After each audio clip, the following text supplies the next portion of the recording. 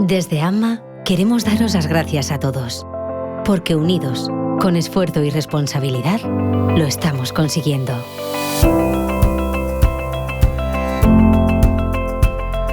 Hemos incorporado medidas preventivas que garantizan una higiene adecuada en todas las áreas del centro, para cada uno de nuestros pacientes y miembros del equipo.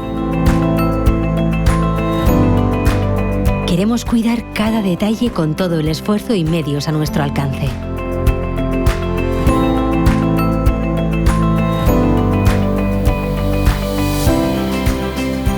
Somos un equipo comprometido con la salud.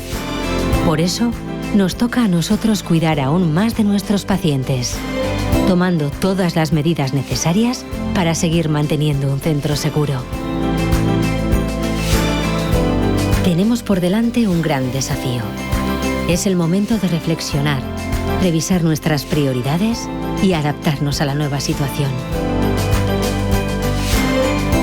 Estamos orgullosos de todos los que os habéis quedado en casa, por vosotros y por todos nosotros. Hemos estado lejos para volver a estar más cerca.